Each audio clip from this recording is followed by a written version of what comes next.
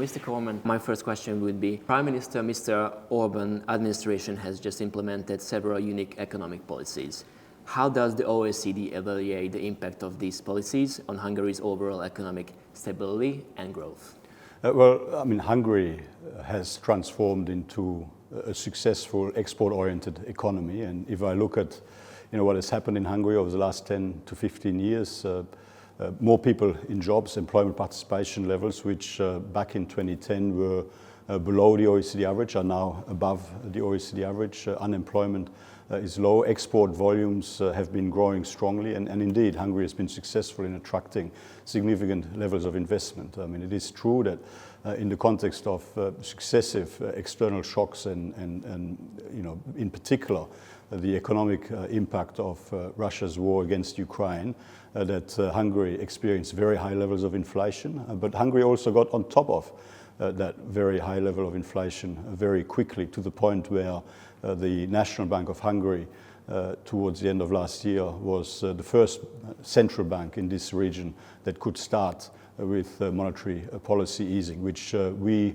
now believe, after a period of a brief period of slightly negative growth, now will lead to growth returning and ticking up. In fact, growth started again in 2023, and it's starting to tick up on the back of increased consumption, but also export volumes now picking up again as the global economy continues to recover. And finally, when I compare the situation in Hungary to that across the OECD, poverty levels in Hungary are relatively low.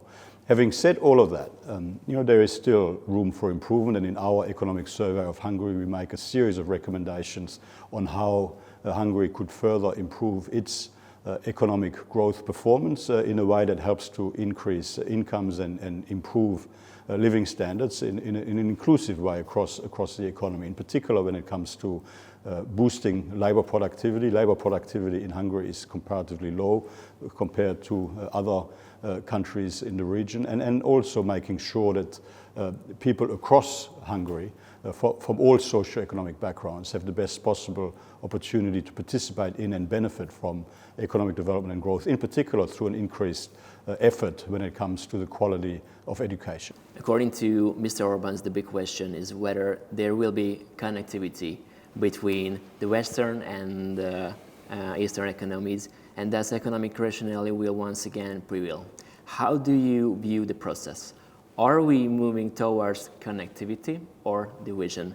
And in your opinion, which option does Europe need?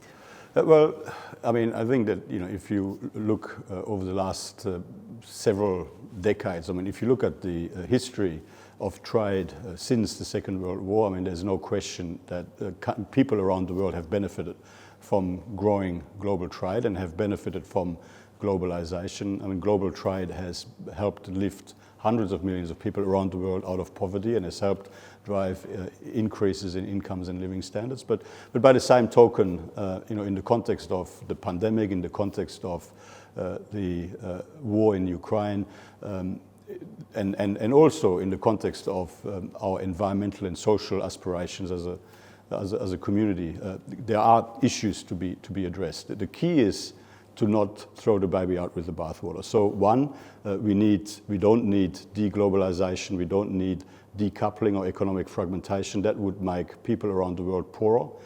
We do need continued commitment to global trade and to well-functioning global markets where countries around the world can sell their products and services into a global market, and where consumers around the world can benefit from the best possible products and services at the lowest prices.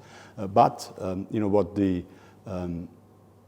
in particular, the pandemic and the supply chain vulnerabilities of the pandemic have shown us what the supply chain vulnerabilities when it comes to energy and food in particular in the context of the war in Ukraine have shown us, and what we know because of the products that are required to successfully navigate the green and digital transition.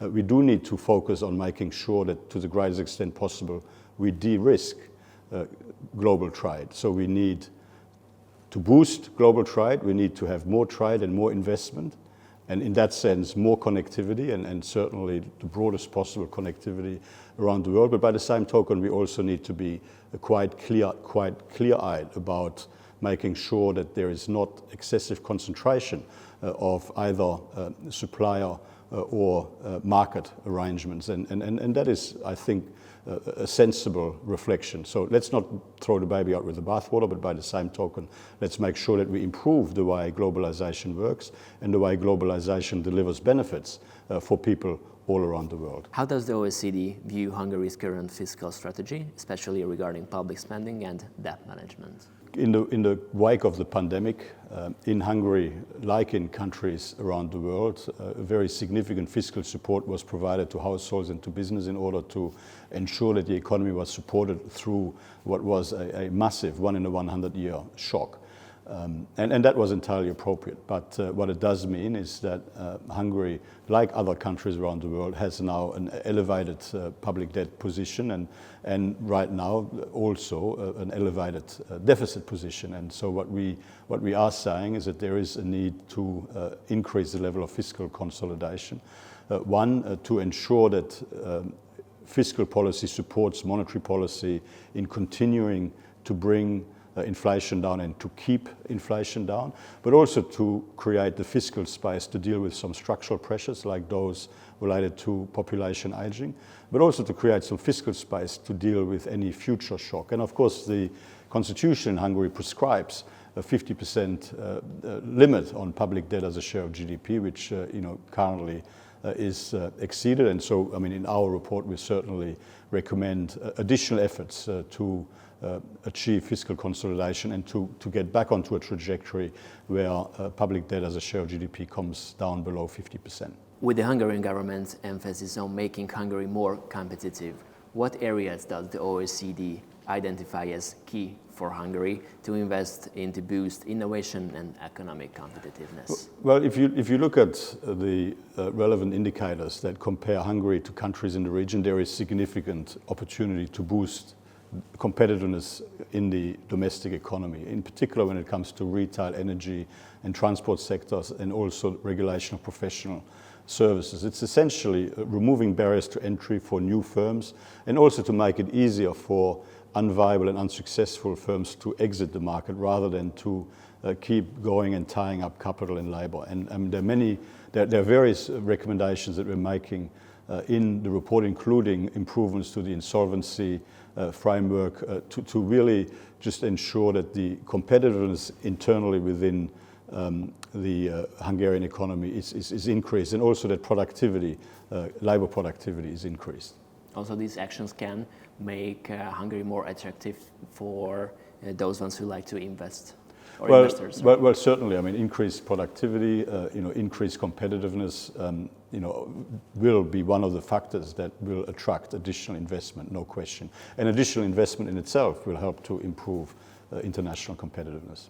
Looking forward, are there any strategic economic policy shifts that the OECD would advise to Orbán's government to consider to ensure sustainable growth and resilience against future economic downturns? Well, in the end, it is making sure that the government continues to respond sensibly to short-term shocks, but also in terms of the medium to long-term.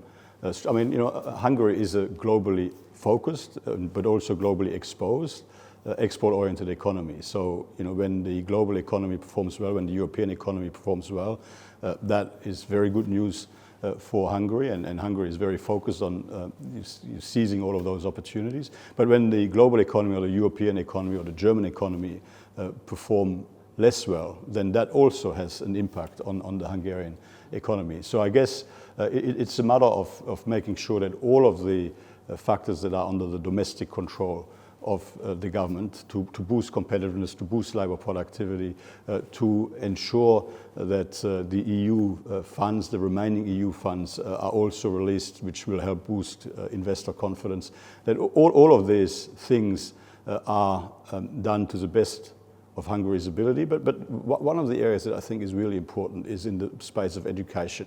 There is, in Hungary compared to other countries in Europe and across the OECD, the socio-economic background of children and young people is still too strong a determinant of future success.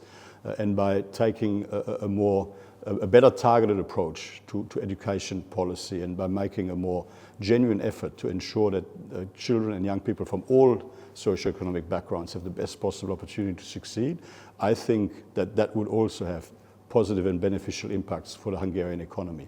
When there's tightness in the Hungarian labour market, and there's an opportunity to have more women in the labour market, and there's an opportunity to have more young people from disadvantaged backgrounds in the labour market, as long as they receive the appropriate levels of support. And then finally, and connected to this, we are going through very significant transformations in our economy, the green and the digital transformation, and Hungary could do more and better when it comes to equipping people across Hungary with the digital skills required to succeed in the economy as it continues to evolve. And I think these are things that we have discussed with the government, and I know that government is very conscious of some of these challenges, and that's certainly something that we would very strongly recommend. And the ending question is that what are the biggest challenges that Dangerous Hungary faces at the moment, and how could the country counteract these?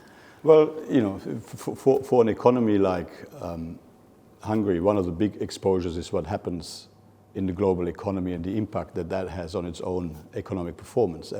But there's limited capacity for Hungary to shape the global economy, and so to a degree it is what it is.